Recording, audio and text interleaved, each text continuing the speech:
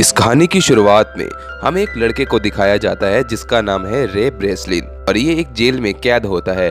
एक बार एक कैदी ने रे ब्रेसलिन को दूसरे कैदी से बचने को कहा जिसका नाम था जैक्स। फिर अगले दिन जैक्स ने प्लान बनाकर रे पर हमला कर दिया। अब जैक्स रे के सामने टिक नहीं पाया और रे जीत गया। लेकिन इस लड़ाई के चक्कर में रे को गार्ड ने सजा के तौर पर एक ऐसी जेल में बंद कर दिया जहां सबसे खूंखार कैदियों को 24 घंटे के लिए बंद रखा जाता है। इसके अलावा एक कैमरे की मदद से उस पर नजर रखी जाती थी। अब रे यही सोच रहा था कि किस तरह से इस जेल से बाहर निकलूं।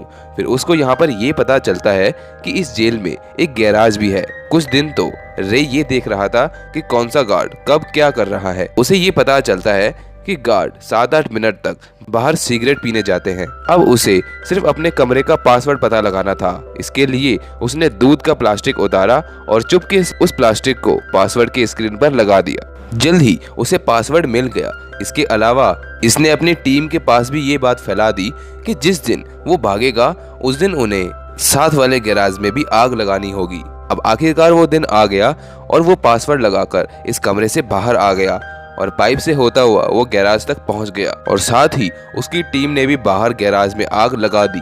जल्द ही फायर ब्रिगेड भी वहां पर आ गई। वो चुपके से उनकी गाड़ी से होता हुआ यहाँ से भाग गया। उसको लेने के लिए अबिगेल और हर्ष आए, लेकिन उन्होंने उसे एक खाली सड़क पर छोड़ दिया। फिर तभी उसको पुलिस वालों ने देख लिया और उसको पकड़ लिया। फिर वहाँ पर एक लेस्टर नाम का आदमी आया और उसने रे को छोड़ने को कहा। फिर रे और लेस्टर उसी जेल के हेड से बात करने पहुंचे और तभी हमें ये पता चलता है कि रे खुद एक सिक्योरिटी कंपनी का मालिक था। ये कंपनी दुनिया भर जेलों की जांच करती है।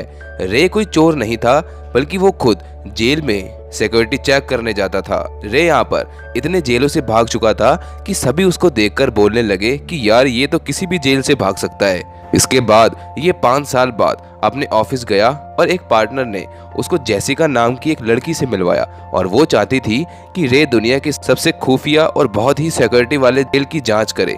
वो रे को इसके बदले लाखों रुपए देने को तैयार थी, पर रे को ये कुछ सही सा नहीं लग रहा था। पर लेस्टर के मनाने पर वो मान गया। अब उसकी टीम वालों ने उसको एंथनी नाम के एक आतंकवादी की पहचान दी और साथ ही उसके बाजू में एक ट्रैकर भी लगा दिया। पर एक जगह कुछ लोगों ने उसे बेहोश करके उसका ट्रैकर हटा दिया ताकि किसी को ये पता न चल पाए कि रे कहाँ पर है। अब जब रे की आंख खुली तो हम देखते हैं कि वो एक कांच के बक्से में बंद था और उसके आगे पीछे कई कैदी थे। अब रे ने ये देखा कि सभी गार्ड ने एक जैसे कपड़े और एक जैसा मास्क पहन रखा होता है। फिर यहाँ पर एक एमिल नाम का कैदी उसके पास आया और उसे बताया कि उसने कोई जुर्म नहीं किया। फिर रे को पता चला कि यहाँ पर कोई भी असली कैदी नहीं है। अब उसे खूंखार कैदियों वाले कमरे में जाना था, इसलिए वो एमिल से हाथापाई करना शुरू कर देता है। आखिरकार उन्हें खास कमरों में बंद कर दिया गया, जो अपने आप पे एक टॉर्चर से कम नहीं था। वहाँ का तापमान इतना तेज था कि कोई भी इंसान उसे सहन नहीं कर सकता और जल्द ही उन्हें चक्कर आने लगे। वार्डन ये सब देखकर बहुत मजे ले रहा था। फिर अगले दिन डॉक्टर कायरी इनको देखने आया और जब रे ने उससे इस जेल का पता पूछा तो उसने कुछ नहीं बताया। अब एमिल और रे को छोड़ दिया गया। फिर उन्हें ये पता चलता है कि उस कमरे का फर्श स्टील का था। अब एमिल ने उसे कोई पत्ती लाने को कहा जिससे वो कमरे का नट बोल्ट खोल सके। अब एक बार फिर वार्डन ने रे को बुलाकर उसके बॉस के बारे में पूछा, पर रे ने उसको कुछ भी नहीं बताया। फिर गार्ड ने उसके मुंह में पानी वाला पाइप डालकर उससे बहुत जुर्म किया, पर रे एक मेटल का टुकड़ा चुराने में कामयाब रहा। इसके बाद रे ने एमिल को बताया कि उसके हिसाब से ये जगह जमीन के नीचे नहीं है। अगर वो बोल्ट खोलकर यहाँ से निकल भी गए तो उन्हें ऊपर की ओर रास्ता बनाकर जमीन तक पहुँचना होगा। अब ये सब सुनकर एमिल सोचता है कि कुछ तो पता है इस आदमी को। फिर ये दोनों एक बार फिर से हाथापाई करके उस कमरे तक पहुंच गए। वहां रे ने कैमरे से छुपकर नट खोलना शुरू कर दिया और एमिल को गार्ड पर नजर रखने को कहा। तभी काम होते ही रे ने एमिल की तरफ इशारा किया और एमिल जोर जोर से चिल्लाने लगा। इससे सारे गार्ड एमिल को देखने लगे और इतने में रे ने कैमरे को चादर से ढक दिया और रे वहां से नीचे जाने लगा। इतने में रे से पाइप पर पैर लग गया, जिससे बेसमेंट में पानी भरना शुरू हो गया। आखिरकार जब वो ऊपर तो उसने देखा कि ये जेल जमीन पर नहीं बल्कि समुद्र के बीचों बीच एक विशाल जहाज में थी। इसी बीच अंदर चारों तरफ पानी भरने लगा था, इसलिए रे तुरंत ही अपने कमरे में लौट आया। फिर एबिगेल और हर्ष लेस्टर को बोलने लगे कि रे कहाँ है, तो लेस्टर ने कहा कि रे को अपना काम करने दो। अब इनके जाने के बाद लेस्टर उस जेल के मालिक को फोन करके कहता है कि रे को वहां से निकलने मत देना, उसे वहीं रखो। अब यहाँ पर हमें ये पता चलता है कि लेस्टर अकेला ही उस कंपनी का मालिक बनना चाहता था, लेकिन अबिगेल और हर्ष ने हार नहीं मानी। उन्होंने उस जेल के बारे में पता तो लगा लिया था, पर ये जेल है कहाँ पर वो किसी को नहीं पता था। अब रे बड़ी ही चालाकी से डॉक्टर कायरी के कुछ चीजों को चुराकर एक सेक्सटेंट नाम का डिवाइस बनाता है, जिससे शिप की लोकेशन के पॉइंट पता किए जा सकते हैं। पर इसके लिए उसे ऊपर जाना होगा, इसलिए उसने जावेद नाम के एक लड़के की मदद मांगी। फिर जावेद वार्डन के पास जाकर उसका जासूस बनने का नाटक किया और बदले में उसने खुली हवा में नमाज पढ़ने की इजाजत मांगी। वार्डन ने इसकी इजाजत दे दी। इसी की मदद से रे ने पता लगाया कि वो मोरक्को के एक अटलांटिक ओशियन में है। तब एमिल ने उसको बताया कि मेरा एक दोस्त मोरक्को में ही रहता है। अब रे एक बार फिर डॉक्टर कायरी के पास मदद मांगने गया और उसको मदद करने को मना ही लिया। फिर डॉक्टर ने एमिल के दोस्त को मेल करके उस तक इस जहाज का लोकेशन भेजा और जावेद ने वार्डन को झूठ कहा कि ब्लॉक ए में लड़ाई होने वाली है।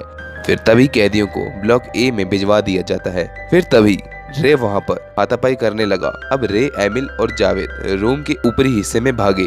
फिर रे को पता चला कि यहाँ पर कोई भी असली कैदी नहीं है। इतने में वार्डन ने पूरी शिप पर लॉकडाउन लगा दिया। अब उनके बाहर आने से पहले पहले सभी दरवाजे बंद हो गए और मजबूरन उन्हें वापस लौटना पड़ा। तभी एमिल का दोस्त वहां पर अपना हेलीकॉप्टर लेकर पहुंच गया और तो और वहां पर कैदियों और गार्ड के बीच में धुआंधार गोलियां चल रही थी। इसी बीच जावेद के पेट पर गोली लग गई। फिर रे ने वहां पर बिजली काटने का फैसला किया। अब रे ने एमिल को जावेद का ख्याल रखने को कहा और खुद आगे चला गया। फिर एमिल भी जावेद को छोड़कर चला जाता है क्योंकि उसका बचना नामुमकिन था और गार्ड ने उस पर धुआंधार गोलियां बरसाई। इधर रे शिप की बिजली काटने में कामयाब रहा और एमिल छत तक पहुंच गया और गार्ड पर हमला करते हुए रे के बाहर आने का इंतजार करने लगा। पर रे तो अंदर ही पानी में फंस गया था। फिर रे बड़ी ही चालाकी से सीधा समुद्र में ही चला गया। अब हेलीकॉप्टर भी यहाँ पर निकल गया और रे समुद्र से उनको इशारे देने लगा। फिर एमिल ने हेलीकॉप्टर की सीढ़ी फेंकी और रे ने उस शिप पर फायरिंग करके धमाका कर दिया। अब ये सब मोरक्को के किनारे में आ जाते हैं जहाँ पर वो जेसिका को भी देख पाते हैं। और जब एमिल ने ये बताया कि जेसिका मेरी बेटी है तो रे के होश ही उड़ जाते हैं। अब यहाँ पर एक खुलासा होता है, एमिल ही हैंडमैन है। अब जेरिका बताती है कि अगर तुम जेल से बाहर न आते तो लेस्टर सिक्योरिटी कंपनी पर अपना अड्डा जमा लेता। और जैसे ही उसे ये पता चला कि रे जेल से बाहर आ गया है तो लेस्टर भी अपना बोरी बिस्तरा लेकर यहाँ से भाग गया। अब हर्ष ने उसे एक कार में पकड़ लिया और बेहोश कर दिया।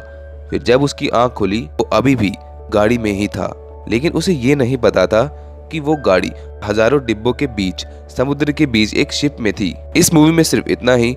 मिलते हैं नेक्स्ट वीडियो में। उम्मीद करता हूँ कि आपको ये वीडियो पसंद आई होगी।